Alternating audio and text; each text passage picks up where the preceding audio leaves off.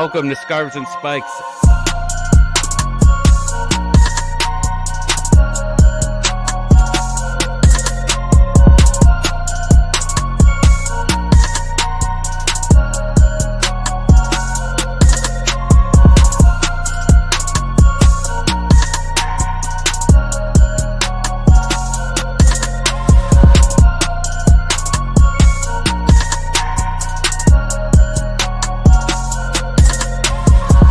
Hello to all the Atlanta United fans. My name is Jurgen Damm, and you are watching Scarves and Spike, an Atlanta United podcast.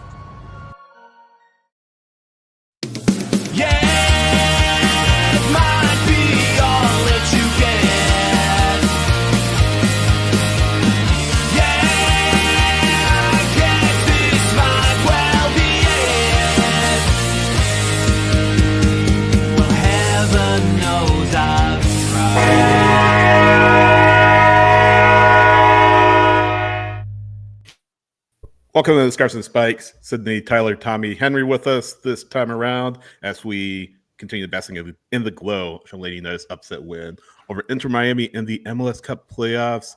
What is going on? Let's go around the room. What is going on? Tyler, how's it going? It's going well. Look, I'm still celebrating. I've been celebrating for like 4 days now, despite the fact that MLS is trying to get away and let Miami get away with things. I don't care. Win's a win. They move forward, and Miami doesn't. So win is a win. A win is a win. Tommy, how's it going? I'm just excited to see Henry growing his playoff beard out. It's going pretty well for him. He's getting there. Henry, how's it going?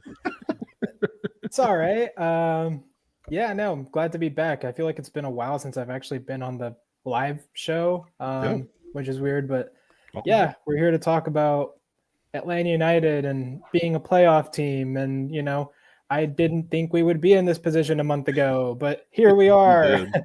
So, yeah, no, it's an exciting time. Exciting times indeed, gentlemen.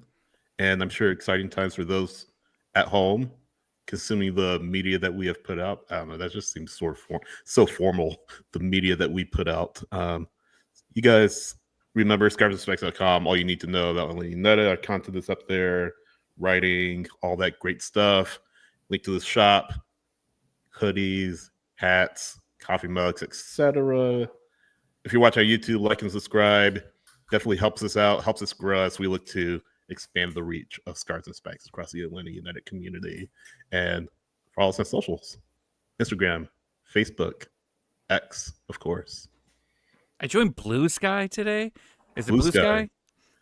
Yes. So everybody kept telling me to join Blue Sky, and I didn't know what it was. Like, whenever I hear, like, blue anything, I think it's like a pill that you take to help you out later at night. No. But that's not it. That's not it. It's a whole social... Definitely not it.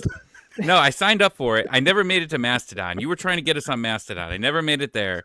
I'm going to try it, okay? But every time I see a new app come out, and everyone's like, you got to join this one, it's dead in like 2 weeks. So we will see. We'll monitor the situation. We'll see, because I got some people asking us to join it. I joined it. I've got 4 followers. Be jealous. But I'm interested to see how that goes. But we're trying it. There's no spaces on it. I checked. I didn't see any spaces on there. No spaces. Tyler, Henry, are you on Blue Sky or Mastodon or anything like that? No, I remember when Threads came out. I think it was over like the summer, and like people were like, "Oh my gosh, go to Threads because that's the new thing." And I created an account, and I think I lasted like 3 days before I just completely like forgot about it and went back to Twitter. So we'll see. I mean, I don't know. I guess wherever people go, that's where I'll be. I don't know if people are on Blue Sky, then maybe I'll create an account there. I guess it's difficult for me to just keep up with, okay, I got a Twitter account, and I got an Instagram account, and now I got to go get a Blue Sky account, and it's like, it's too much. It's a lot of OnlyFans, like you clock in your OnlyFans account, like whatever you do, you've got too many accounts. Like, I get it. We are not on OnlyFans. I don't know if we're going to be on OnlyFans. I've been pushing for it since day one. I know since you. Day one, I've been pushing it. Heavily. Speaking of OnlyFans and excitement, guys, it's still weird. I started that off. It's still weird that we're in the position. Careful with the segue. Yeah, it's weird that we're in the position that we are, and it kind of hit me today because I know I'm looking ahead, but like I'm starting Yeah. to like look at the playoff schedule of like what it is, right? Like what weeks are what. Like if we do happen to move past, those that other team down south, then what happens? Like when would New York be, and then when is MLS Cup going to be? Because I already personally I had a get out of jail free card from my wife to go to the Big Ten championship game. And I don't have a lot Indianapolis. of people I don't want to go with Ohio State fans, and I realized I don't have anyone to go with. So then I was back on the wedding. So then I said, you know what, let's Google when MLS Cup is. Because I didn't know, because in, June, No, July, time out. What kind August, of wedding is it though? I don't know what that means. You said a wedding, right? Yeah. What kind of wedding is it? Whose wedding is it? It's my wife's cousin. Oh, okay. So Sorry, go ahead. it's not my family members, which sounds terrible, Yeah. but like June, July, August, September, October, like most of those months, it was like we're not making the playoffs, man, right? Like that's not going to happen. And now it's like, oh, we're going another week. Oh, we didn't get swept. Cool. Oh, we beat Miami. We beat the best team ever. Now it's like, oh, I might have to make plans for December 7th. So I told her, I was like, well, I don't have anyone to go with to the Big Ten game. So now I'm gonna come to the wedding. And then I went, but wait, So there's there's MLS more. Cup on December 7th. There So- might be some other plans that I have. You know who else feels the same exact way as you? Who? Dax McCarty and his wife. That man Do is they have just a wedding trying to as well? retire. I don't know about that, but he's just look. He's like, I just was trying to retire, and it keeps going. I mean, obviously joking, Spirit Airlines. but hey, they win MLS Cup. He's coming back. He's not going to get to retire yet. He's flying Delta if they win MLS Cup. He's getting upgraded. There's no you're not bumping up to American Airlines. No, sir. You're going all the way to Delta. So just a kind of sidebar, and speaking of the playoff match against Orlando, which is like still like 20 days off. That's 20 days. When is 20 it? days. It's like next Sunday.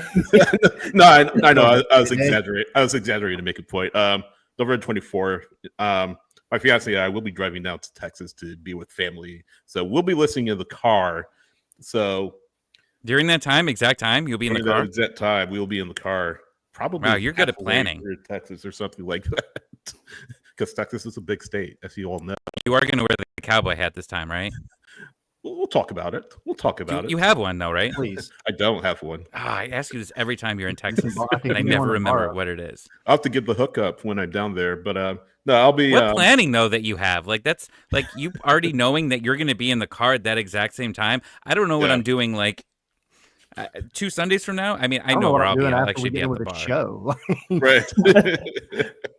No, but nobody expected Atlanta United to be in this position, Tommy, like you said. And it's fun to kind of just continue to talk about the team, obviously, in the playoffs. It's good for us, kind of in the, kind of to our own horn. Our engagement has shot up, our views have shot up on YouTube.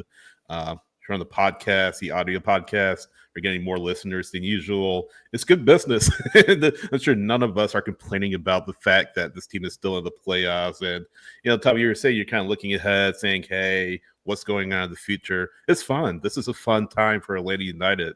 It's been a real drag of a season. We can all agree on that, but here they are. It is weird to think about 2 wins away from getting to the MLS Cup final, which is either going to be in LA or in Seattle or in LA, in Seattle or Minnesota or St. Paul, Minnesota, which I feel like most fans are kind of leaning toward one destination, which has like a 50% chance of happening.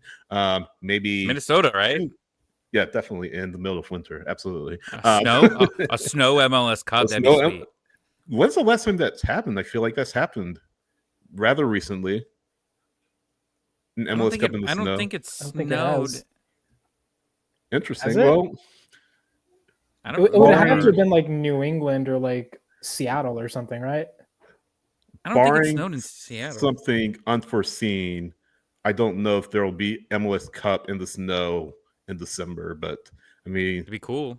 It'd be cool. It'd be weird if it were in LA and that happened. Very weird. I think we'd have to ask a lot of questions about it, but There's no such thing as global warming. It's fine. But I agree with you, Sydney. Though, like, it's exciting, right? And like, just right now, I mean, when you say that like people are watching this more and going to the website, it's piqued their interest, right? I mean, it's been a bad 6 7 months, right? Like it's been a while. You haven't had a lot to be excited for, and now it's just constantly building up, right? Like it's like, oh, we did this. Oh, we did this again. We can't do it again, can we? Oh, we did, and now it's one more week, and I know that there's been some criticism by an LA Galaxy player that called out saying it's too long, but I'll tell you, there's these 2 weeks for Atlanta United. There's quite a few players that need to recover from some injuries to be ready. So for me personally, I think that I'm very grateful for these 2 weeks off, because you're going to need everyone at full health for the next 3 weeks if that's where you're going to end up going. By the way, and Tyler Henry, don't mean to shut you out, but Jordi Alba, his comments after the match. I mean, come on, man, really? Hold up. Look, All right. Good. Go for I it. got to take this. Tyler rants. I'm going to Go go for on a it. couple rants tonight. I'm telling you all that right now. 3 weeks ago, the conversation was, well, you shouldn't whine and complain about it if you're the bottom seed, because you shouldn't get rewarded if you're the bottom seed. Screw player health, whatever. You shouldn't get rewarded if you're the bottom seed. The final whistle had barely blown on that game, and Jordi Alba has already given an interview saying that the playoff format is not fair. Get out of here. Shut up. Get out of here, Jordi Alba. Like, sorry, you couldn't handle the pressure. I don't know. Welcome Whatever. to MLS. Welcome to America and MLS. Like, this is how it is here. Playoffs are playoffs. If Tata Martino didn't tell you that this is a separate competition than the regular season, that's on him, buddy. But I mean, the dust hadn't even settled yet, and you're already complaining and making excuses. Dude, just take it on the chin like you almost gave to Brad, and let's move on. You lost. It be what it be. That irritated me. Miami had 3 chances to beat Atlanta United. Won the first game. You had 2 different chances to put it away, and you couldn't do it. I mean, being what was it, like 34 points higher than Atlanta was this season, the biggest upset in MLS history. Like come on, dude. You don't have anyone to blame but yourself for this. Just take it, man. You Just deal with it. You don't get to have that conversation. Like, I think, we can all agree that the playoff structure is inherently flawed. Pooch said it for LA Galaxy. Tommy, you mentioned it, but I think we can all agree that it needs some work. But at the same time, if you're a player and you just lost in 3 matches, Henry, like you said, you don't get to have that conversation. You had your chance and you blew it. So just be quiet, Yeah. Come back next year. I'm getting tired of all the complaints from like particular players of very high stature when it comes to anything related to Atlanta. I'm still irritated about how they whined and complained about the grass at Mercedes-Benz Stadium during Copa America. Like, just stop whining. Stop like that when you won. Quit complaining about everything. God, it drives me insane. You've got a team that has been so up and down, and they've had some really, really terrible moments this season in Atlanta. And then they've had these moments where they just pull off like the weirdest upsets. And then, of course, this was the big one. And they have every right to complain and put their head down and say, screw it. And they've never done that. They haven't done that. Rob got them going. He got them built up. He got them motivated, and they came out, they did the thing. But you haven't heard anybody on Atlanta complain. When they're asked about stuff, they just kind of sidestep the question, and that's fine. That's kind of what you expect. I just, the best team in MLS through points in the regular season, you go and you do all this stuff. You're the guys, right? And then the freaking moment the final whistle blows, the complaints already start. It just rubbed me the wrong way, man. It really did. And you know what? Atlanta has reasons to complain too because of things that happen in this series.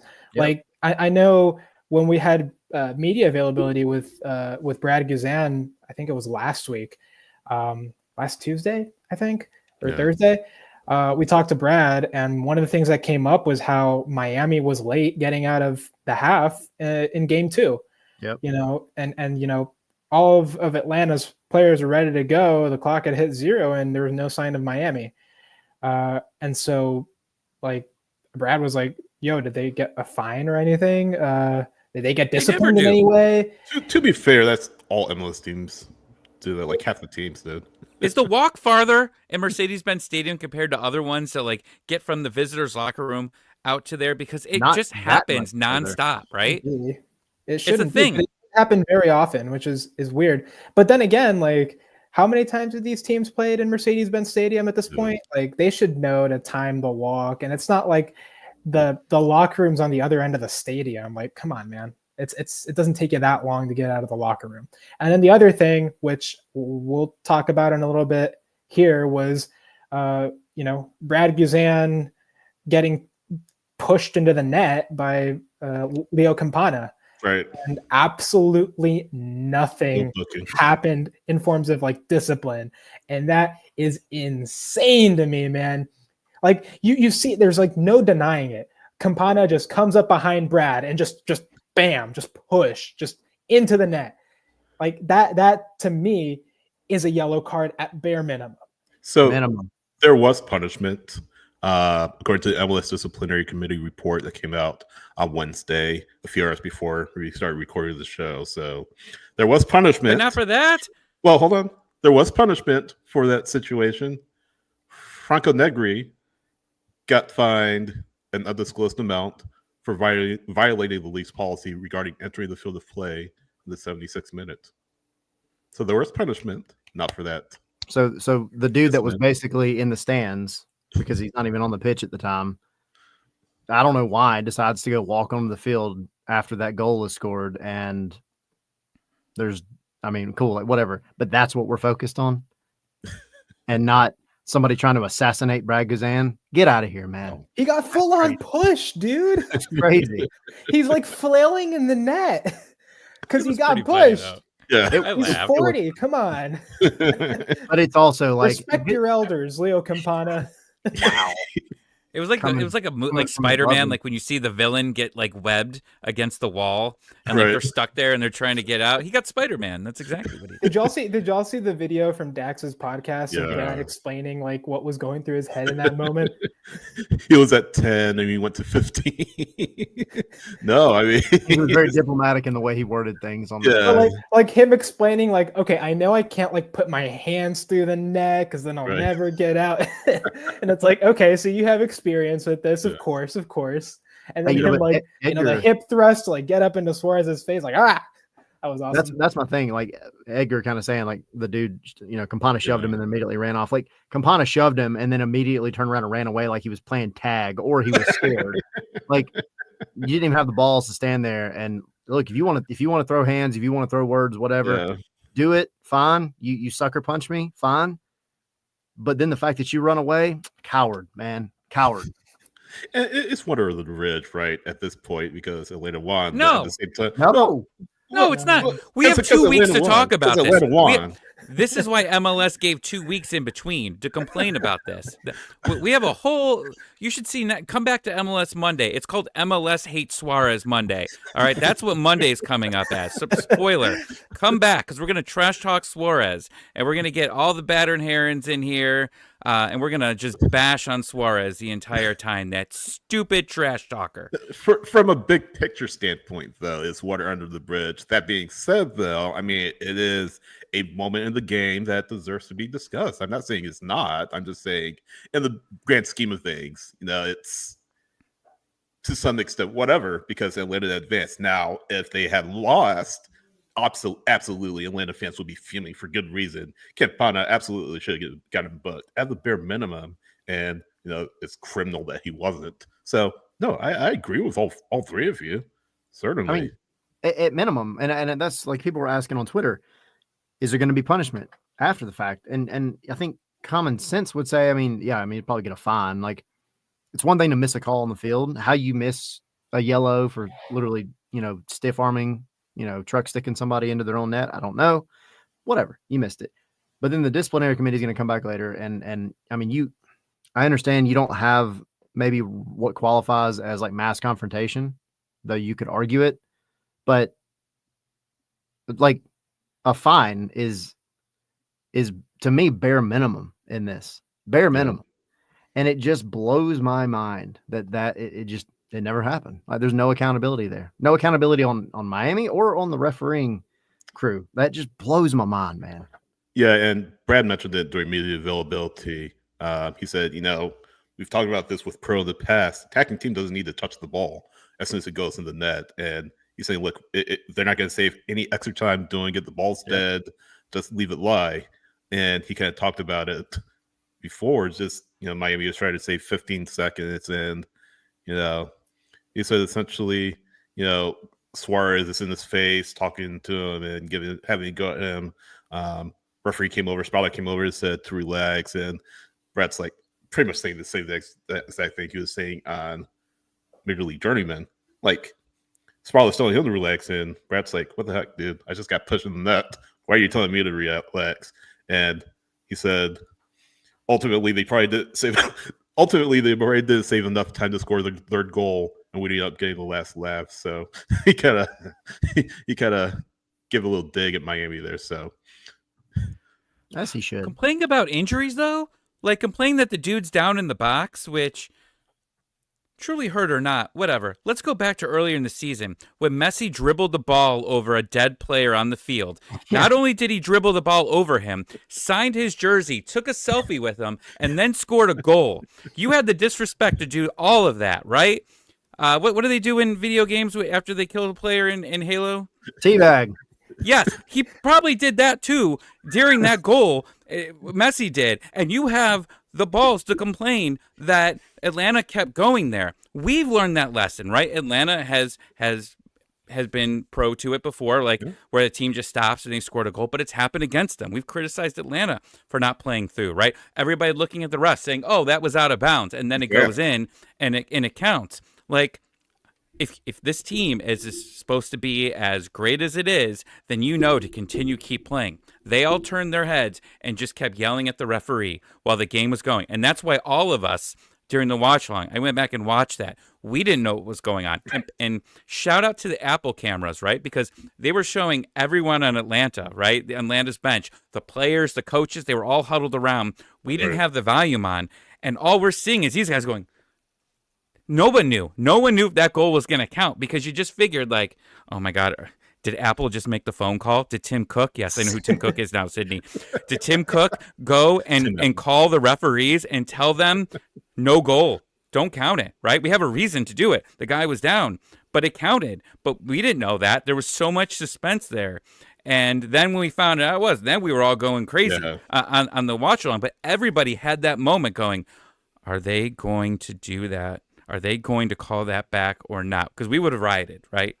For good reason. Let me jump in here real quick, because that was a really bizarre play for a number of reasons. I went back and watched it because I wasn't sure what happened. It was Toto Aviles that just lied down in the box. That was him. And I went back and watched that piece of the game to see, like, okay, did he get hit? Was there like a head-to-head thing where was he contesting a ball or something? Right. Like, what happened? And from what I saw, so a long ball gets played. I don't remember who plays it, but to Saba. Saba's running in behind. Toto Aviles is coming in to like intercept, but he's running like very gingerly, and he's like kind of not even like, it's not a sprint. He's kind of just like jogging-ish, like, I don't know, like just kind of lackadaisically. And Saba gets into the box. I think he plays a pass. I don't know. I don't remember exactly what happens there, but at that point, Aviles just decides to take a nap. Like, he just lies down in the box, like curls up, starts holding his face and everything. Meanwhile, the play is still going on. At this point, the play is on like the right side, and like they play the long ball over to Saba. Saba misses it. Pedro gets it, and then we know what happens afterwards. But it's like, after that moment, Aviles stands up and he just keeps playing. Yep. So like nothing happened to him. It's bizarre to me that they would then expect Atlanta United to just stop playing, basically. Like you expect the opponent to just decide, oh, okay, well, this dude's lying down on the ground. That's my signal to just give up on the play. Wait till the whistle. That's the ultimate defense then. Like anytime an opponent is getting close to goal, just lie down, right? Yep. No, come on, man. That's you know what it reminded me ridiculous. of after going back and seeing it so many times, right? Like I thought it was funny. First of all, like he goes down and he's kind of holding his head because that's the magic thing, right? Like you're holding your head, then they have to stop it, or at least if they can, they're always going to err on the side of caution. Yeah. Well, I'm sorry, no, he goes down initially holding his leg, and then he immediately switches to his head, and then he's just laying there like asleep. Right. And it reminded me of, you ever seen like the videos of like the fainting goats that are just like running and then they just fall over? That's what it reminded me of. Yeah. Like he's just like running kind of gingerly, and then he just like collapses, but in like the most comical way ever. And I'm not making fun of the guy. Like it is what it is. Clearly he wasn't actually hurt though. And Really. I see like Jason's comments, and a lot of people have commented and saying like, at the Let's end of play the day, whistle. y'all are professional football players, guys. Like this is something you learn when you're 6 years old. Play the freaking whistle. And the one argument people keep coming back to, and I called it out in the first game when I was there in Miami. I put a tweet out about it. There was the moment Steon Gregerson went down. He was battling, I think, Suarez or somebody. You see him like seize up with his leg. He is able to like limp over and tries to play the ball out. Miami player receives it at the edge of the touchline before it goes out, and then plays it back to Messi. And at that point, like Steon is just like trying to hold on, and then he finally he sits down, and Messi plays it out. Cool sportsmanship, respect, appreciate it. But there are many differences between those two things that happen, and it's apples and oranges. You can't compare them.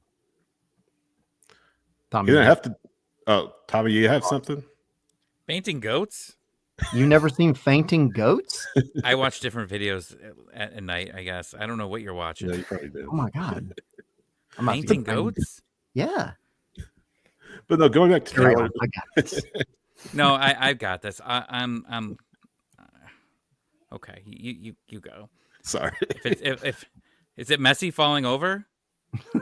No, What? that'd be Get cool. it? Goat fainting over, falling. Oh, Understood. haha. Fainting That joke. goats. National Geographic. Why is it asking me if I'm over 18 for this video? I don't know. I think that's a different website. I think you're I got looking to the at. wrong fainting goats. I don't know what this is. State Yeah. name, buddy. Definitely did. But It's going just back, turkeys on. Oh wait, I got the goats. They're just standing there. They're running. It just looked like it rolled and then just Yeah. fell asleep. They just die for like 10 seconds. This is me at like 3 a.m, like trying to like I get up and I'm like ready to go to bed and I'm just like I can't make it. I've gone too far and then I just fall over. right? It's not moving. Oh yeah, I guess that is funny. Now you get All the right, joke. continue, guys. Sorry. Welcome to Scarves and Spikes. But no, going back to Tyler's point, Messi didn't have to do that. He didn't have to pull out. He chose to. He didn't have to. In game 3, Spalla didn't have to stop the time. It's referee's prerogative whether or not he or she wants to stop the play in the event of an injury, because players are in soccer, and I feel the implication is that Avalos was playing up to Spalla to try to help Atlanta or Miami get a competitive advantage, and the referee needs to be mindful of that. Like, you can't be just stopping a play because every player falls over, because that's just not in the spirit of the game.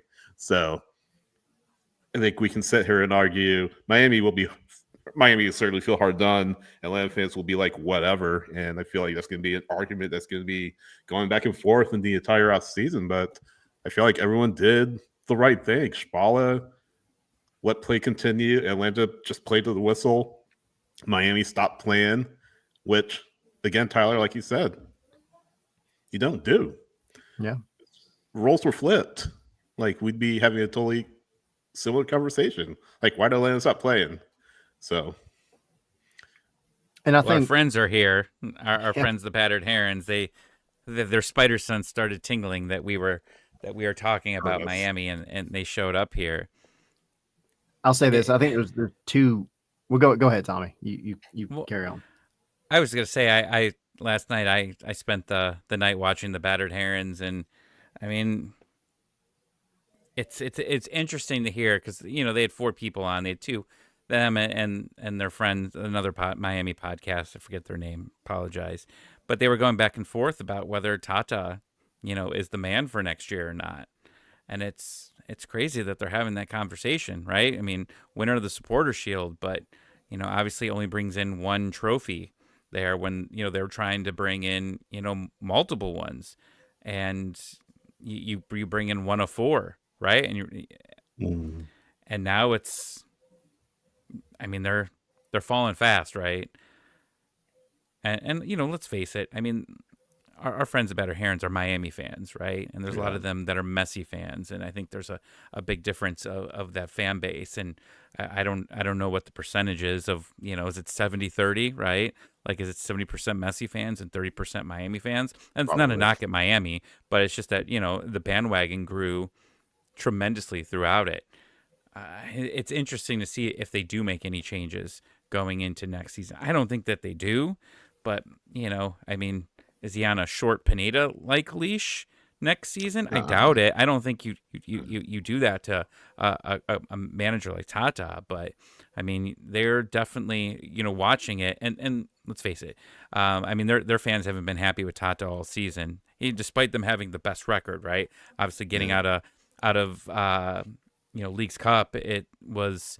I mean, they've been trash talking him all season, but it's just interesting that how we've been all season, right? Obviously, we've been playing the woe is us card for such a long time because it has been bad. And, 3 games go bad for Miami, and now they're in the same boat that we're in, despite, having the best, 7 months of the year, just enjoying win after win after win. Now they're really questioning, is Tata the answer going forward? It brings back the argument, is it because of the players that they succeeded, or is it? Let me rephrase it. Is it because of the manager they succeeded, or is it in spite of the manager that they succeeded? The manager has a big role to play in the tactics and substitutions and motivating the team. I feel like that's a larger point to be made for Atlanta as they look for a manager. I think the big question is, Rob Valentino, is he coming back 2025 permanent manager? How much impact does he have on the team? And we assume, there'll be significant players coming in for Atlanta United. If they are terrible in 2025, God forbid, is that on Rob Valentino, or is that on the players, or is that on whoever the head coach is in 2025? You guys know what I mean. But is it on the players solely, or is it on the head coach? And I feel like it's a tug of war that kind of goes on, in soccer circles. Tata Martino is a phenomenal coach. He is a legend. He is somebody that many players in South America hold in just extremely high regard. And to me, it's just an injustice for Inter Miami fans to kind of give a short shrift because of what's going on. I mean, it's not fair. It's not fair. And it's pretty unbelievable that the discussions being had. Of course, Better Herons, I'm sure I have to discuss this numerous times, but just to me, I don't get it. Well, I really don't. I don't get, Sydney, is, and it was mentioned in the comments, where was Julian Gressel? Yeah. And why did he not make an appearance at all in the series? Yeah. Particularly with Miami having some issues in midfield, especially in games 2 and 3, that Atlanta was able to exploit ultimately. He's such a quality player, and just to leave him as an unused sub. Tommy, you're shaking your head. What's going on, man? Yeah. Look at last year. He was benched for most of the MLS playoffs with Columbus. He was a defensive liability. Yep. Columbus was not happy with the way that they played game 1 with that, because he was allowing a lot of opportunities on that side, and he did not start, I believe, the rest of the playoffs. He came in, he was a sub. I specifically remember one sub, and it was against Cincinnati in the conference finals, where he came up big because everyone was so exhausted. But the guy's a defensive liability here, and it felt like deja vu to me that they didn't want to put him in there because defensively he's just not there. And I think that they wanted to try. I mean, obviously this game, like all Miami Atlanta games do, is they turn into just back and forth, back and forth. But he's not going to. Obviously, they're trying to avoid that, and bring Gressel in, I think, just causes that even more. And it's becoming a thing, right? Like regular season Gressel's cool, playoff Gressel, where unfortunately one mistake can cost you an MLS Cup. I just don't think the teams trust him right now defensively there. No, And he's won an MLS Cup though, guys. I mean, 2018. I see your point, Tommy, but it I is get then. puzzling.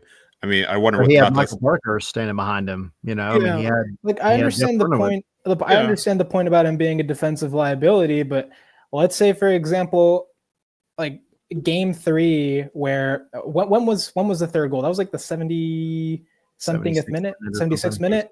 You have a solid 14 minutes plus stoppage time to find yourself a tying goal.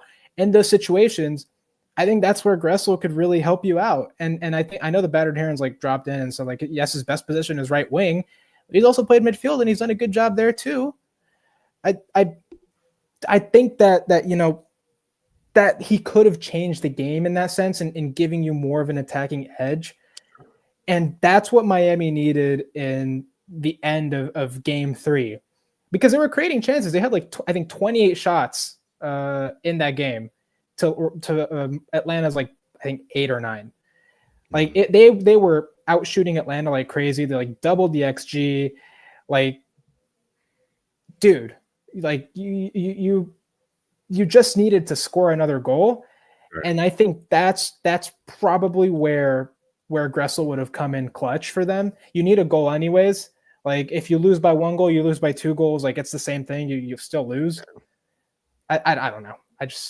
He hasn't done a good job in midfield for us this season. Well, then I guess that could explain it a bit, but still, like not play a single minute of the playoffs. That's a questionable thing for me. 28-9 in shots. Sorry, Tyler. 28-9 in shots.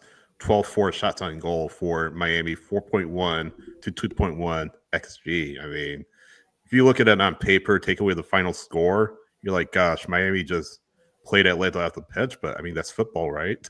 You can have a statistical advantage, but you can still lose 1-0. And I mean, Atlanta had Brad Guzan at the end of the day. And but you talk about Gressel and Dan saying it perfectly here. I mean, you're chasing the game against a team with problems defending crosses to the back post. At that point, yeah, I totally agree. Like with Henry, you send him in, you move Messi to just be more of a number 10. He can still cut in from the right. Julian Gressel, for those of us that watched him in Atlanta, we know what he does best. He is, and you're seeing it with Pedro Amador on the left-hand side. Yeah. He sends in the early cross. That's a very dangerous cross, and somebody can get on the end of it, and he puts them on a dime a lot. And at that point, that's where I think you have to argue bringing him in. But I totally think at any point prior to that in the whole series, I would not have brought Julian Gressel in. Me and Tommy, I remember last year, like he was talking about at MLS Cup, and he came on for a few minutes, and we were all of us were talking about like he's almost given up some very significant chances defensively, but he was that here, right? That's why the formation was kind of shaped the way that it was, because he had Michael Parkhurst, he had as Mark said, he had Franco Escobar behind him. Like he had these guys that were absolute studs on defense that could maybe kind of pick up the slack a little bit. It's just never been one of his strong points. Not a knock against him, but tactically, that's the dice that you got to roll. And I mean, Miami admittedly should have never been in that position in the first place. Sure. One thing about Saturday that can't be understated, and we kind of touched on it with Steve Kengelosi on MLS Monday, is Bartosz Slisz. I mean, this guy has been through the ringer for Atlanta United this season. Had a penalty saved against DC United in Leagues Cup. Had a bad giveaway against NYCFC. Had 2 penalties saved. 2 penalties saved. Comes in and scores the biggest goal of his life. Let's just call it what it is. The biggest goal of his life. I mean, he's a defensive midfielder, so I mean, how many goals does he have? But it's the biggest moment of his career by far. It's just incredible to see how the game just rewards certain people. And he could have packed it in. He could have just not bounced back emotionally and just completely faded away into obscurity. Not really, but you guys know what I mean. But It wasn't that bad, sir. no, but you know what I mean. Yeah, he's still a relatively young player, even though he has played several years in professional leagues across Poland. But he could have just faded away and had zero effect down the road. But he comes up in the biggest moment of his career, header right past calendar, 3-2, game over. Phenomenal story, phenomenal moment for him to come in and score that goal. Good for him. Speaking of people coming in at very clutch moments, hi Tyler, welcome back. Appreciate it. My laptop was about to die. I don't know what happened to my battery. I was good, and it just died. So carry on. I did not get abducted by aliens, Derek. I promise. Jason, I didn't peace out. I was trying to be responsible. Well, you missed. Sydney was trying to send Sleesh to Marcelino Moreno Island. No, Don't do that, my boy. Yeah. Power to you if you get that joke while you're listening to it. I hope you laughed. Because there was quite a few players that have been sent to that island. No, absolutely. No, good on Slish, man. Good on Slish. Yeah. I'm happy for him. I really am. I remember. Sorry. Oh, go ahead. I was just gonna say. I remember after that Leagues Cup game, and I think we've mentioned that a bunch, but he had no actual need to answer people's questions at the end, but he chose to, and credit to him for that. He was obviously just distraught, super sad and everything for obvious reasons, but he answered the questions and he said, we're gonna make the playoffs. We're gonna make the playoffs. We're gonna fight for this. This isn't the end, and it's just good to see this kind of full circle moment, for him. It's been a struggle of a season. It's been a not fun one for it to be his first season in Atlanta. I don't think this is what he envisioned when he signed the contract. But all that's in the past, and now you're focused on just the next game. Yeah. So it's good on him, and hopefully he's going to remain here for more time that we can see him, continue to develop, because he's a fantastic player, really, just the little things that he does. And it's going to be good to see him continue to grow. Well, you bring up a good point there, right? Because you had all these players come in with high expectations, and it was high expectations for them, but it was high expectations for the players as well coming to Atlanta United, right? They just came off a playoff series where they win 3 games against the champions. You expected improvement, and you go through the season, right, where it's a lot of disappointment, right? We haven't talked about it. I don't know if we're going to get to it or not, but what about the entire conversation of what Garth Lagerwey said, right, about the players? And you say that and say, well, when players come to Atlanta United, they're expecting to win. You go through this entire season, right? And if you just ended the year the way that you ended it, those players are feeling, maybe they questioned why they came here, right? Why they came to the U.S., why they came to play for Atlanta United when the season was as bad as it was. And now you're going through the highest of emotions, right? You get into the playoffs. You win a 1-game play-in game against a player that was pretty significant to your franchise, right? They don't understand that, but they know the importance of what that game was, of beating Joseph Martinez. And now you go in and you beat the best team in the league. I think that completely changes the thoughts of the players in the offseason, that they don't have questions of maybe why they came to this team, right? Because you just saw all these new guys, just saw your 2 best players, right? Yeah. Peace out in the middle of the year. Now, whether it was they wanted out, whether it was that, it just happened to work out that way, and maybe the way that Garth Lagerwey said it, maybe they were a little poisonous in the locker room, right? And that completely changes everything, right? You come into the team as a contender, and you walk out of the summer transfer window as kind of a rebuilding team. And now you have, no matter what happens here, what happens in Orlando or happens in New York or LA or Minnesota, I mean, you have momentum going into next season, knowing how much you can improve this roster and what you already just did in these 4 playoff games that you've been in. I think that it's a very big positive for these new players coming in long term. Yeah. Eh, And I think with like talking about Slish specifically, we always talk about how he's a perennial winner, right? He's a guy that does not like to lose at all.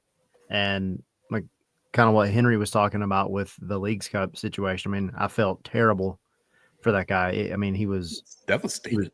devastated. Yeah, devastated. Absolutely devastated. And I think this is a little bit of indication. This is a reward because the dude's put forth the effort all season. He really has. And it's never been an individual player this season.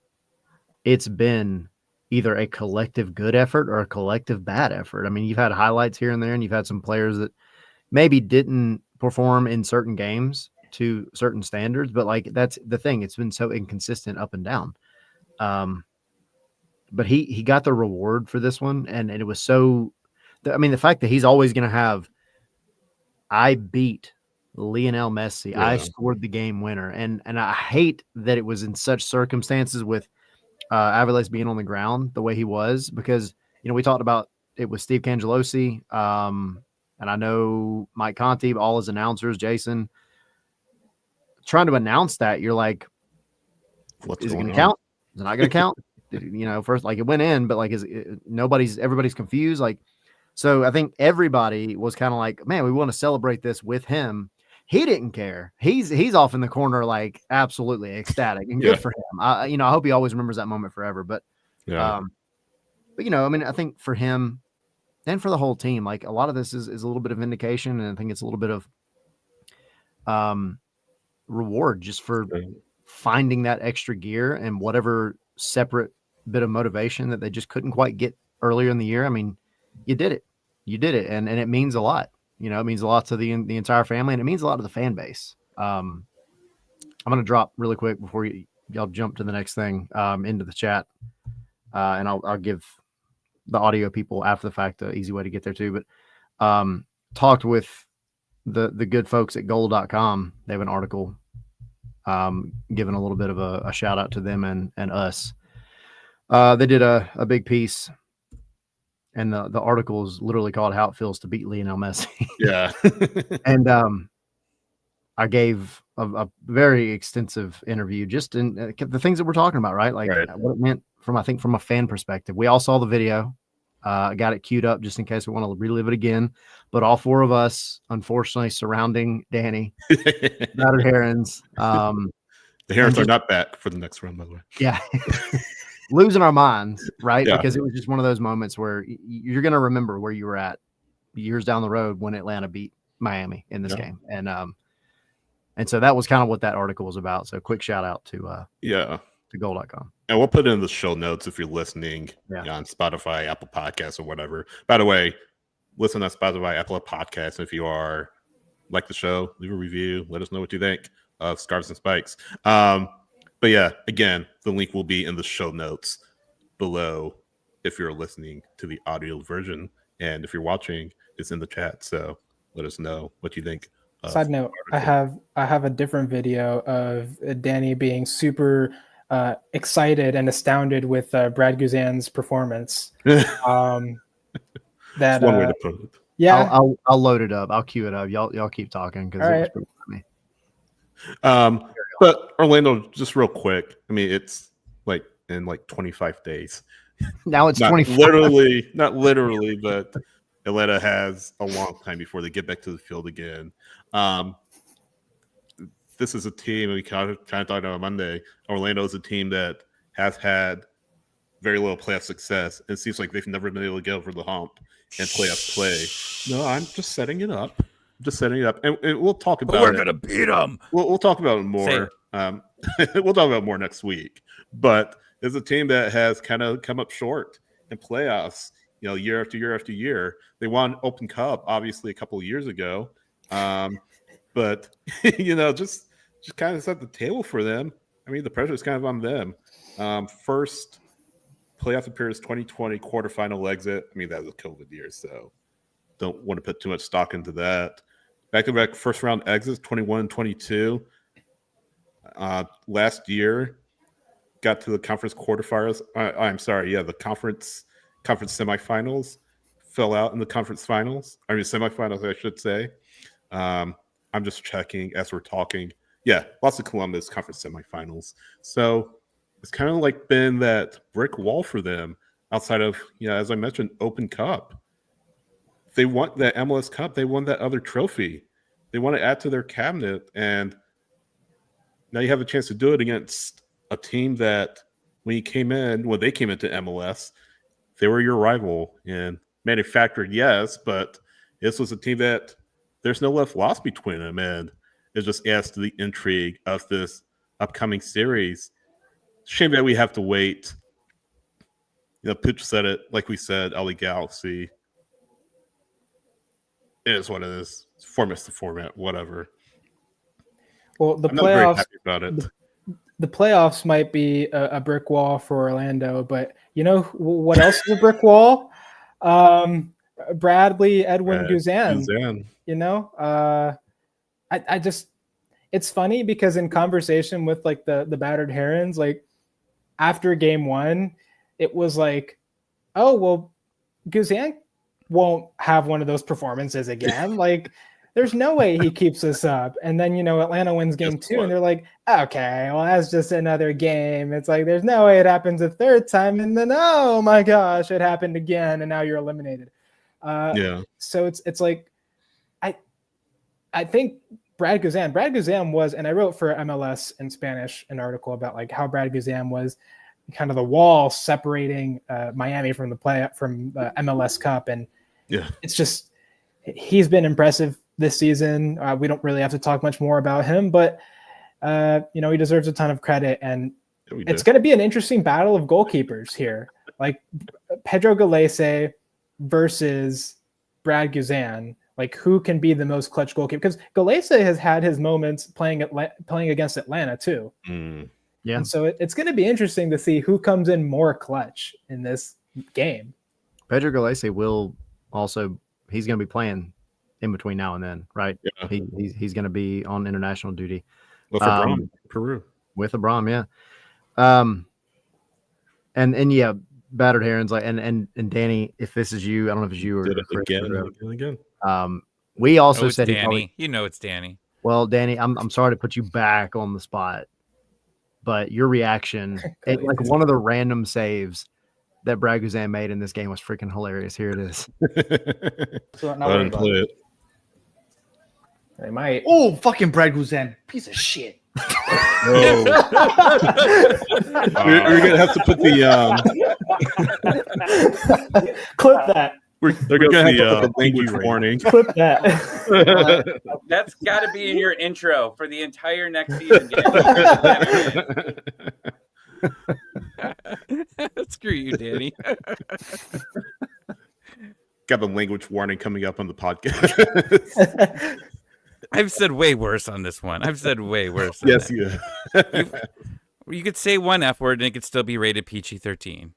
Do you need a Scarves and Spikes swear jar? No, we already have one. That's if you bring up, that guy that, It's been a plays minute. That plays at LA Galaxy? Is it that guy? Oh no, we could talk about Talk about him? Barry. It's the guy whose name rhymes Marco with Rose? Ram. It rhymes with Tamaruju. Oh, Same initials as LA. Yeah, If you want to look at it that way. ironically sure. enough.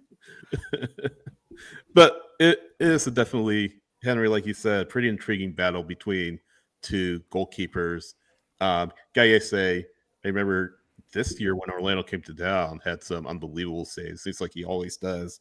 He plays Atlanta. It seems like he does, like, to some extent in every match. Like, you get one save a night from Gallese. It's like, how in the world did he stop that? And again, we'll talk about it next week, but that just adds to the intrigue. Can Brad Guzan keep this going? Can Pedro Gallese get his team to the conference finals, get them one step away from their first ever MLS Cup final? There's a lot of narratives, a lot of storylines kind of if you look below the surface, that as a neutral, you have to enjoy even without everything that Atlanta United's done. Leading up to this point, there's a lot here that you can really pull from and say, you know what, this is going to be a really good series or a really good match, and Atlanta coming in with nothing to lose, Orlando coming in with pressure of their own. Who wins out? And it's something that we'll talk about next week and leading up to the match. I'm still upset that there's an international break. Get over it, man. You got to get over it. Like, if anything, I would say that this 100% favors Atlanta United. I know there's more players out on international break, but you get some guys. I mean, obviously Fortune's been a huge part of this run, and he was hurting, right? You got to get him healthy. You have some guys.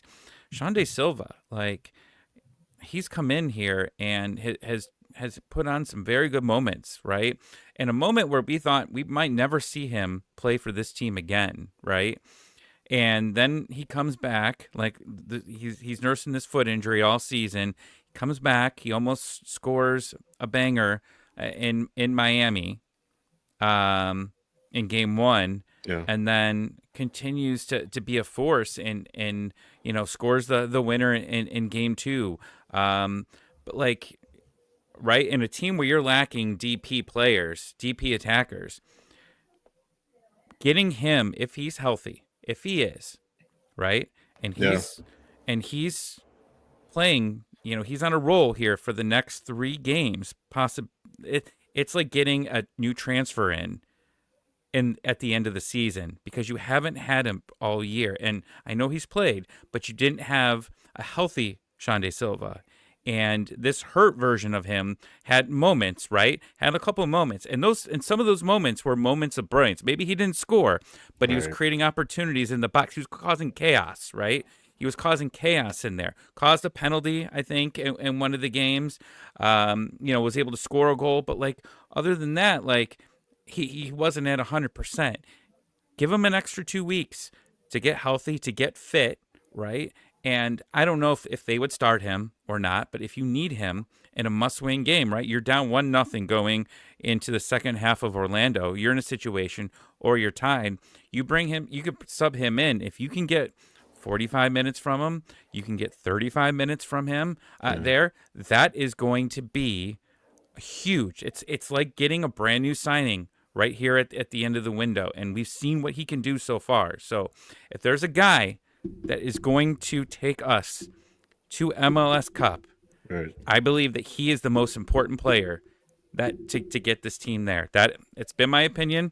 I said this going into the Miami series in the Discord. I said if there was a player that was going to have to do it, it was going to be him, right? Because Tyler Wolff's not it. I love you, Tyler Wolff, but you're just not a starting person right now that you can play in the playoffs. Silva has been there.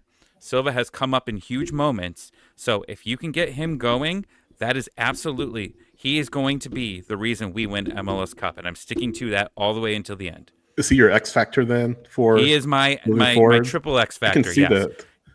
I can see that. He's not 1X. He's not 2X. He's 3X. Because he could be that important to this team, right? Because you haven't had you haven't been attacking well. You lost Brooks Lennon as well, right? Which is another big piece here. Yeah. So with him, he is the attacker right now. I understand, and Tiare as well. I can't believe I forgot to bring him, right? That dude spent more time on the pitch than anyone, right? He was laying there a lot of the time. Scored 2 goals, probably could have scored 4. But he was down a lot. He was hurting. I think we kept saying on the watch, like, get him out of here, man. Like, dude can't move. Yeah, like, get the guy out of here. Well, get him out. Give him 2 weeks of just resting. Put him in the thing that they put Captain America in for like 50 years, right? Ice? Get him. Yeah. Well, whatever the. I mean, you're not putting him in like an ice pool or like an ice tub, but I don't know. whatever, whatever they called to put him in the Captain America comics. I should know Maybe this. like Dragon Ball Z put him in the hyperdrive. Right. Yeah, that thing. Yeah, whatever. The chamber. Put him in the chamber. The chamber of didn't Steve The change Christie. chamber of ice. Sure, I mean, Tommy.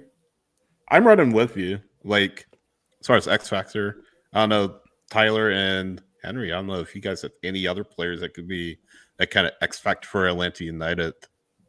Henry, what you got? I don't know his timetable exactly. And Sydney, I think if you were at training, you could tell me if you saw him or anything. But Edwin Mascara, I know I saw him jog out to training last week. He didn't train, but he did jog out to training. He now has an extra 2 weeks to recover a little bit. Probably not going to start. But if you have him on the bench, you know, he's a great option to run at those back lines and, Sure. you know, potentially just like Sean De Silva, he can give you games. I remember the banger he scored against Red Bulls. Yeah. Like, and that's a team that you could potentially face again if you get past Orlando. Well, we'll see. What did you see him training, Sydney? So I wasn't at training personally, but yeah, I didn't really see anything about him training on social media, but no, I mean that's definitely a good shout. Mascara, we talked about him, what he can do. You know, if he, again, Tommy, you mentioned it. You got 2 weeks to get some guys healthy. You have the opportunity to roll out some players that you haven't been able to roll out as much over the past few weeks, and Mascara is definitely, one of them. Edwin Mosquera is one of those guys that, yeah, I mean, just the simple fact that he could come in against teams that are really unprepared for him, right? Like he's been so up and down, in and out this year anyway. But at this point, with all the other storylines going on, it's very easy to forget that he is playing for this team still. And when he comes onto the pitch, you say what you want to about him, he's going to bring some energy. He's going to bring some speed, right? I mean, he might be a little clumsy with the ball at times, which I feel like he's gotten better with over the years that he's been here, which not many, but he's going to bring speed. He's going to get behind people. He's going to get, behind a defense, and he's going to give them something to think about. And that's going to open up Marinchuk, is going to open up the other side. But I think, man, if Jamal Tiare can have a game like he had in this one, that was two of his best goals he scored in an Atlanta United kit by far. I mean, they were obviously he had, one, or maybe both took a deflection. I can't remember, but it was a deflection where like it was going in regardless. Right. And it just, he wasn't good enough to stop it. Drake Callender wasn't good enough to stop it. So I think if he can kind of bring that energy, which he always does, right? The good dude throws his body on the line like he's borrowing it. He's gonna leave it all out on the pitch, which is part of the reason why he's battled injuries this year. But I mean, he was a goal post away from having a hat trick in 6 minutes. And I think it's kind of easy to forget about in this game because of everything else that happened, but he was close. And if he can, that's what you need out of your goal scorers. If he can go and have a similar game for the next 3 games, that trophy's coming home. Real quick, too, Dax McCarty, Bruno saying in the chat on YouTube, we haven't talked about him creating passes for those 2 goals. Dax has been very underrated throughout this series. And, we joked about it at the top of the show. His retirement just getting prolonged. But he's really stepped up a lot in this postseason. I mean, there's a guy with tremendous experience. He's been there. He's done that. And this is his last shot at an MLS Cup. He's never won it. So I think his performance has been, something that we need to discuss. And, hopefully he has 3 more games planned up coming up for him to play. So, well, if he wins 3 more, he's going to have at least 34 more after that. Exactly. What you got, Tommy? I know you're going to say something. No, I was just thinking of Silva, and I saw something earlier. And guys, I'm throwing a curveball at you, but this is very memorable things that has obviously happened. And I saw something on the interwebs today. On Fanatics, they created 2 cards, one of Tiare and one of Atlanta United, saying that they knocked Miami out. I think we buy 1 card of each and give them away here.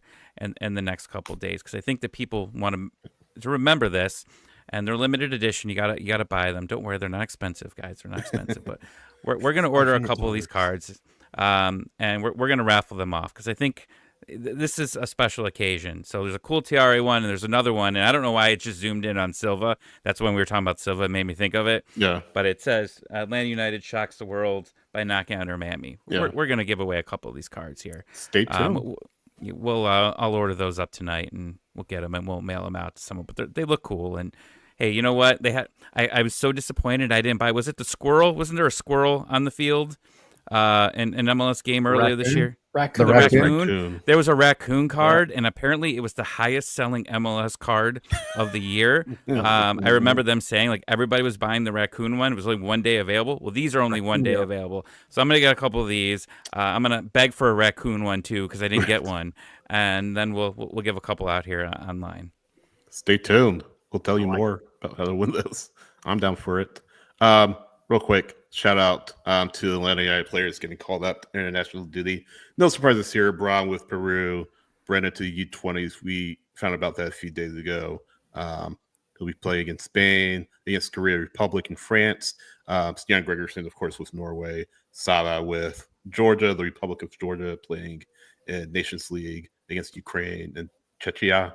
Miranchuk, of course, for Russia. They're taking on Brunei and Syria in Russia.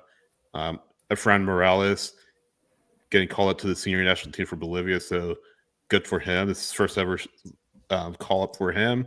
It's Leash also playing in Nations League along with Saba against Portugal and Scotland for Poland. So quick shout out to those guys. Congratulations. They'll all be back, of course, before the Orlando match.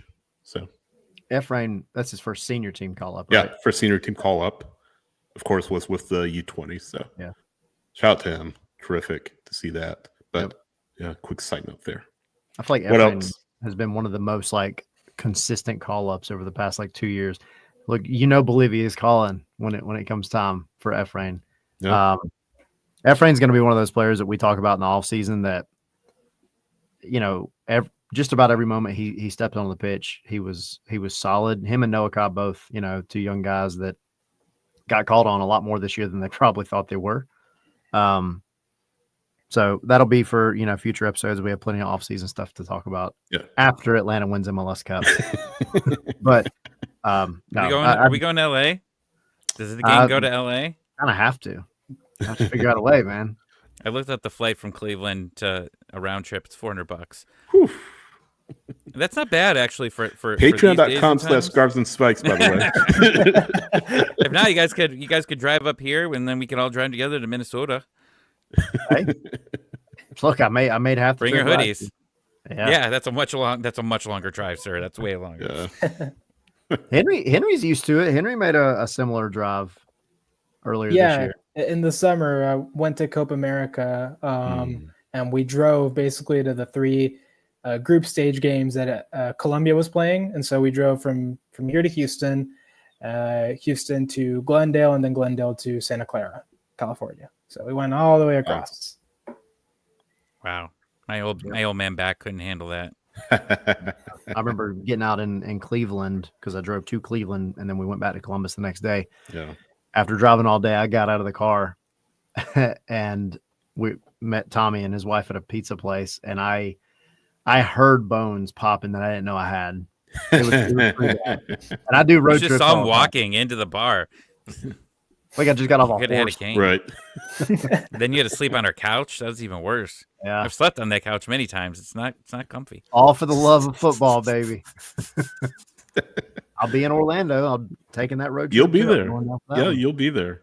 Yeah. How long is it a ride from to Orlando? To Orlando? 6 hours. I Give or heard take. some of these supporter groups are getting buses. Yeah. You don't have to drive. You can just sit on a bus. You could do a live show on the bus. Hey, That'd be pretty cool. let's go. It's an idea. Definitely an idea. What else, guys? Have we missed anything? I think we hit on pretty much all we had to hit on, right? Unless... One last thing. I know I kind of briefly touched on it, but the comments from Garth Lagerweight yesterday, right? Oh yeah. I don't know. Who's he talking about? Well, So to me, Bruno, I am not 50, and Daniel, I'm not 30, and somewhere in between there. You're not 50? Huh? Sorry, carry on. I've been getting some grades lately. It's what this team's been doing to me. You basically, I mean, the language there, and if you haven't seen it yet, go check out Mike Conti's Twitter here. I wish I had it ready. We didn't, but it seemed like that there was, possibly some issues in the locker room, right?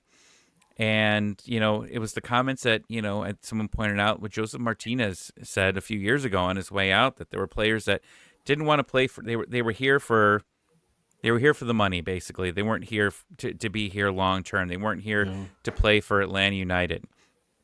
And, I mean, Joseph, I don't think a lot of us really questioned what Joseph said a while ago, right? But I think there was a little bit of a confirmation of it. And, we always knew that Almada was going to be on his way out. We didn't know. I mean, he mostly said the right things to media. I know he was that one stint they had on ESPN where he kind of was leading into that he wanted out sooner than later. But he at least to me personally, I didn't think that he seemed like a toxic person, right? Like it didn't seem that. Now, Giakoumakis, I think, is kind of a Joseph Martinez, right? Just a very strong-minded person. And made comments, we got to kill ourselves to win and all that. But like, I could definitely see him that when you go from a winning environment, which is what he had his first year there, right? Like, yeah, they weren't consistent, but they made a run and got to the playoffs to a team that was all of a sudden one of the worst in the league on a regular basis. Those players are definitely going to change their body language, change how they are in the locker room. Yeah. And maybe we don't see that all, but we could definitely see some of that on the field for sure. And then obviously talking about that he wanted more money, right? There was talks of contract. I mean, he was only a year into his contract, then all of a sudden he wants more money, right? He wanted more. I think all that there, I mean, it definitely seemed like it was him. Someone's like, when was it? It was Caleb Wiley. And it was definitely not Caleb Wiley. No, for sure. No way that it was that. But I mean, if I had a personal guess, yeah, it's Giakoumakis. I mean, and maybe we're wrong. Maybe it's both. Maybe it's Almada and Giakoumakis. But at least from just watching him on TV, and you guys get to talk to him, after games in the locker room. And I know that you guys have mentioned before there was moments where he didn't even come out and talk to the press. He would take like 90-minute showers as well. That's what I do when I don't want to go to work, right? Yeah, I know, right? Me and Tina are fighting. I stay in the bathroom. I'm pooping for 2 hours, right? I'm just staying in there. Yeah. So obviously he's upset about the entire situation. So yeah, he didn't want to talk to Henry. He didn't want to talk to him at all. He just stayed in the shower to avoid him. It gives you a sense, though, of Garth's thinking. Like, we can, I don't think we're kind of like taking a quote with it or running, certainly, but it gives you the idea of what he's thinking. He wants players that are bought in, and absolutely, that's a point that I'm sure nobody can dispute. I don't know if he was maybe really throwing players under the bus, so to speak, but it kind of sounds like he was in some form and fashion. And he's saying, look, I understand, like in Almada, he didn't say Almada. I understand, like in Almada, he was always going to leave. Wiley was always going to leave. So maybe he was maybe talking about Giakoumakis because we are all kind of blindsided by what happened. But it gives you an idea of his thinking. He wants to build long-term players. He wants to bring in long-term players like Rui Diaz. Every reason to go, I'm sure, from Seattle, he stayed. Jordan Morris, a little bit of a different situation because he's a Seattle native. He had every reason to leave, I'm sure. He stayed. You can kind of go down the line. Seattle players that you feel like could have gone overseas, but have stayed. They've made a name for themselves in MLS. They've developed phenomenal players. And, again, that just gives you a sense of what Garth Lagway is looking for in Seattle. Yeah. Here's the thing, like with Almada, Almada was itching to leave, man. He wanted out, and he made it clear at the beginning of the season. He was like, I want to move on. I want to do other stuff. And the truth of the matter is, it was kind of being floated that one of the reasons he wasn't getting called up to Argentina was because he was still in MLS and because Scaloni wanted him somewhere else. And so now you see him, playing with Botafogo, and now he's Mhm. getting called up again. And so it's like, for him, like obviously as a young player, what was the pathway that was charted when he was signed, right? Yeah. Okay, you play here a couple seasons, right? You do well, and you go on to Europe, and it wasn't happening. And so for him, he's what, like 23 now, like. I think so. Well, Yeah. he'll be turning 23 Yeah. if not already. Yeah. Sure, Yeah. but like, where does he want to be at this point, right? Like he didn't want to still be in Atlanta. No offense. I'm not saying that Atlanta's a bad place to be, but like in his career, he'd projected by this point, I'm probably going to be at like Brighton or something, or I'm going to be at some like, team in France where he's going to go at the beginning of next season, or Spain or something like that. Yeah. Right? You're going to be in one of those leagues in Europe and, work your way up there. You could tell he was upset and he was kind of demoralized by the fact that a transfer didn't happen in the off season. And it showed in the way he played. Yes, he was also exhausted because he, played straight through with Argentina's U23s and everything, but like he just wasn't happy. And he'd try to hero ball sometimes, and then other times he'd disappear, just like not affect games at all. Yeah. Like he was an MVP candidate last season. And what he played of this season, he didn't come close. Yeah. At all. Absolutely. Like it's a huge drop off that can only be explained by dude just wanted to get the heck out of here. Yeah. And I think also like teams started to figure him out, but you could tell he wasn't as motivated. I mean, 2023, he's coming off of winning the World Cup, right? He came in with the biggest momentum builder you could have as a soccer player. Right. And then Giakoumakis, and again, this is all speculation. My thing with Giakoumakis, though, you take all the little bits and pieces, and I said this on Soccer Down Here this morning, but like you take one quote in a bubble, and it's like, all right, well, he could mean anything by that. But then you start taking into account like what Garth said yesterday, and Giakoumakis' first Cruz Azul press conference where he kind of like bashed on MLS for teams not wanting to win or not caring about winning, being okay with losing. Yeah, being okay with losing, and it's like, Giakoumakis is one of those guys, especially I think in 2023, he has a personality of kind of like a Joseph, that when he's projecting it the right way, it's going to be very, very good for the locker room. But the moment things start souring and things aren't going his way or whatever, and he takes that personality, which is very strong, and kind of turns it the other way, it's toxic. Did that happen? Don't know. But, if it walks like a duck, talks like a duck, I mean, you have to kind of look at it. I think that's the most obvious one out of all of them. But at the end of the day, I think what Lagerwey is saying is right. You want to bring in guys that want to be a part of this big club, period. Yeah. And again, gets you a real sense of his thinking. So don't be surprised. And I think we mentioned this before. Don't be surprised if you don't see like any major, like Robert Lewandowski is coming to Atlanta United or anyone like that. I'm just using it as an example, but you don't need it. You don't need it. You're looking for like more. And I use this term kind of loosely, role players. Players that fit your culture. Players. Players that fit your culture, fit your system. You're not looking for fit your age group. I mean, like fit age group, your profile. I mean, here you don't need to go get the 95-year-olds from across the pond, right? You don't have to check them. You're not looking for the ARP what happened. I mean, we said this the whole time, right? That I thought Miami was going to do for a long time, but how was Miami going to fare when it gets towards the end of the season? Now, it might not be that, right? I mean, obviously Messi had a huge break because of the injury, but I mean, so obviously he had some time to get rested, which was something that worried me for other teams in MLS. But there's there's some other guys, and and unfortunately, Suarez just couldn't bite hard enough to get into the second round. And did you see the thing where Brad Guzan was talking to Henderson? Yeah, I saw that. I saw it. So Hey, boss, let how's it going? Let your imagination run wild on that. Yeah. I'll see you soon here. Yeah. That's See, well, really quick. Restaurant recommendations in Hey, Atlanta. So I got a my few. option here. All right, Can I hold talk on, to you real about quick, my real quick. option? Oh, Huh? go ahead. Sorry. No. Go ahead, Tommy. I'll get to that in a second. It was a different point. Go ahead. Maybe he was negotiating his option for next year. Hey, He just went Oh, over what I there. Was just like, "Hey, did? man, can we have a conversation here?" I talked to Garth. You actually have an office. You don't have to go work in the basement anymore. Where Miami sent you, we got you your own office. It's on top of Mercedes-Benz Stadium, the best view that you can have in the entire city of Atlanta.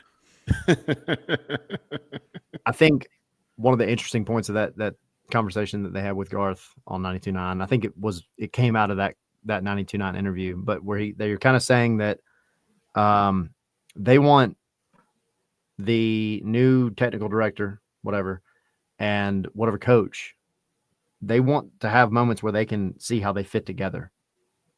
And so after kind of hearing that, reading that, it kind of feels to me like you're probably going to get a head coach and a technical director announcement in very quick succession in the offseason, whenever that may be.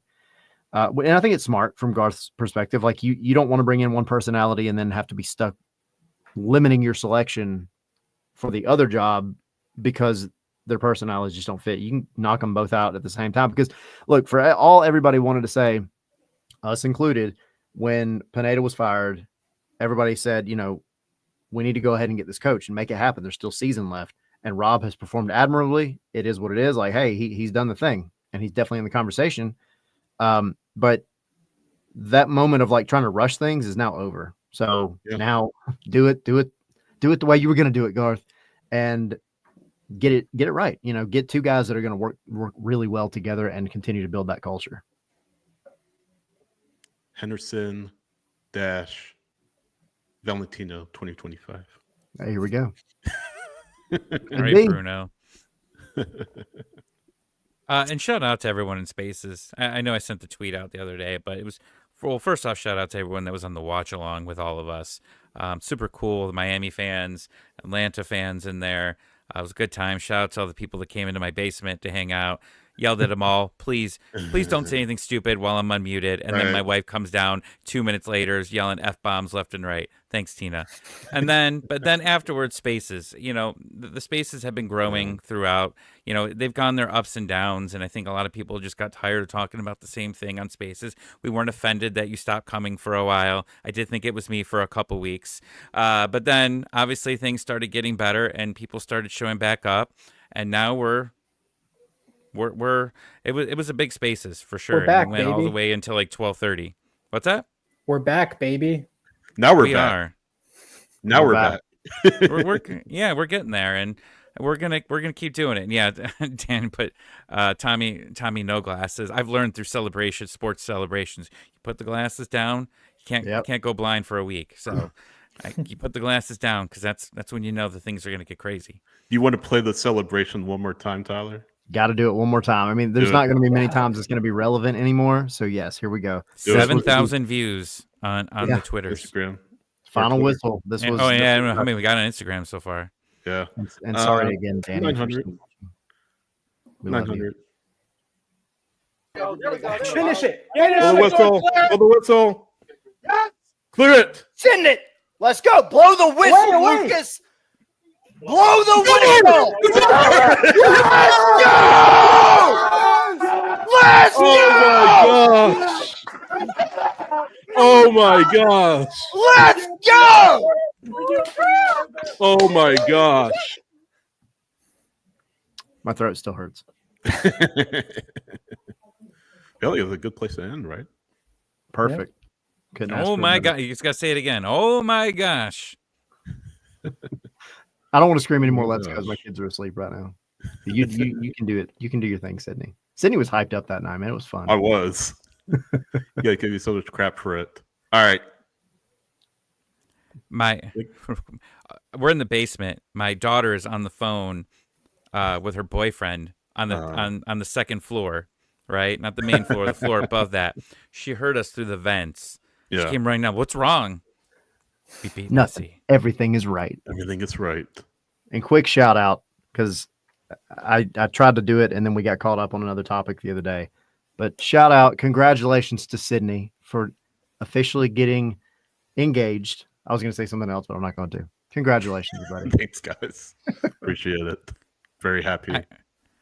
Just so you know, Sydney, I have Yes, Tom.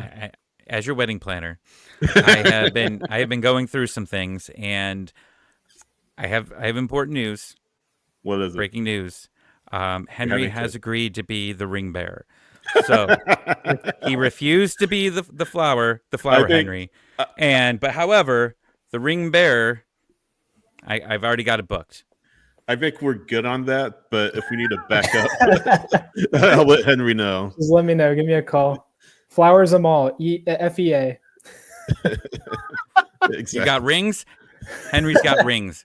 You want flowers? He's got them in his pocket. He's ready to go. He's ready for anything that you want. You want to throw soccer balls instead of doves out when you walk out of that church? Yeah. He's got soccer balls in his pants. That sounded dirty. Hold on. Back it up. He's got little soccer. No, not the little mini ones that throw around. Not his actual soccer balls.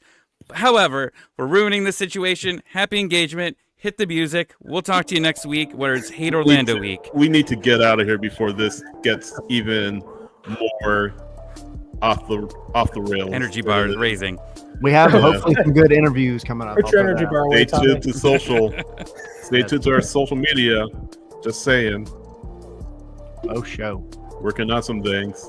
Stay He does tuned. have dirty minds. It's just, like, instead of throwing confetti, throw soccer balls. But he had them in his pocket. That's what I Hey meant. guys, watch along for the Orlando game.